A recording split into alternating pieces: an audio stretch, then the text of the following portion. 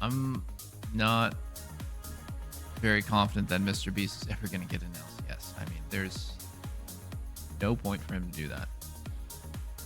I actually advised him when I was at his event and I was hanging out with him in Vegas and we were talking about it. And it's like, I told him, like, obviously I would really love it. I think everyone would really love it if you were a part of it. But I'm not going to, like, he was asking me some questions about it.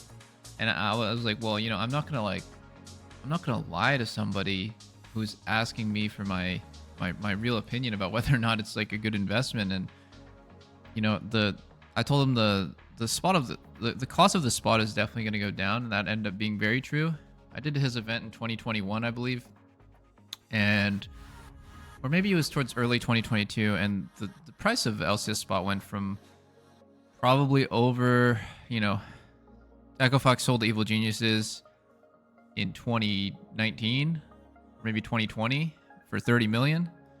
And I think the price of the spot has gone well below 10 million per spot now. It's like, it's definitely below the entry cost of getting in. Because when LCS franchised, I think the bubble was still pretty solid. The outlook was still pretty positive, and now the viewership is way worse than it was then. I was telling him, like, the viewership is just worse. Cost of the spot's gonna go down. You don't need to feel rushed. And to be honest, you know, if you wanna build a good team in LCS, it's gonna cost you a lot of money. I don't know if you're really ever gonna make that money back, even if you end up with a really popular team. And, you know, if you compare that to other regions, obviously it's it's still really expensive to have T1's roster. It's still really expensive to have JDG's roster. Way more expensive probably than anything LCS teams would pay. Way more expensive. But the return is so much better because, you know, you can actually potentially make money by winning worlds or by, you know, just being like an internationally recognized team. And MrBeast is internationally recognized already, so it would make more sense if he actually didn't buy an LCS spot, but he bought a spot somewhere else. Probably, I don't know. I don't know if it would make that much sense if he bought a spot somewhere else either, but I just told him it's probably not that good. I don't really see it lining up, and I don't really see it ever. If you're doing it out of the passion of loving LCS, that's one thing. But if you're doing it as part of a business, I don't think it's goodbye.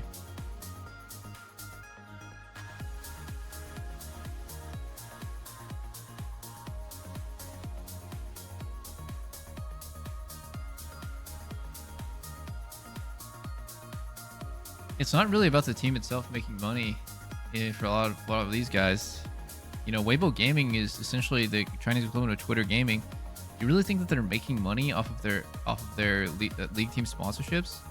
You really think that Jindong Gaming is making money off the league team sponsorships that will outweigh the cost of having fucking that kind of roster, Knight and Ruler?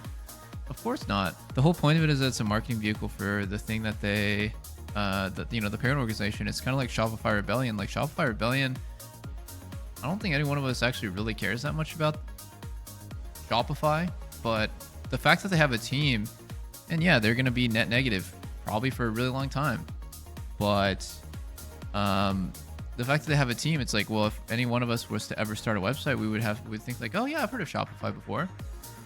Maybe I'll use their services to do my like back end, you know, storefronts management, or I'll use Shopify. You know, they seem like they seem pretty reputable. I've heard of them. That's exactly why the teams would do that.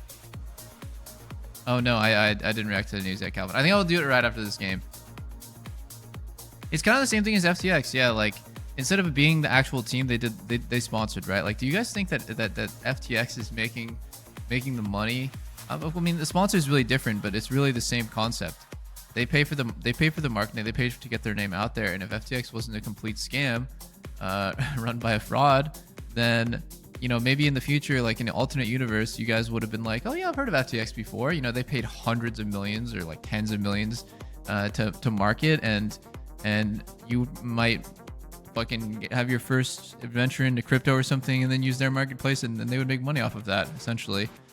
And that's what I think. Like anyone who gets into LCS, anyone who tries to buy a spot, I think it's very unlikely that you would make money off of paying for all the operational stuff of a league team. Think about how much staff, coaches, analysts, the facility, the housing, all of that stuff added up.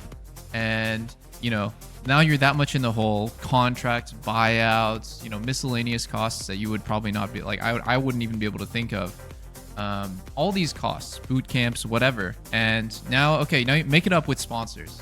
How many teams in the LCS do you think are making $1 million sponsors year over year, like having like 4 or 5 of them to pay off all these debts or all these like costs? It's not happening, but the main thing is just that people feel like in the long run, it's going to be beneficial because they're building something way bigger than that. They're not just focused on turning a profit with the league team.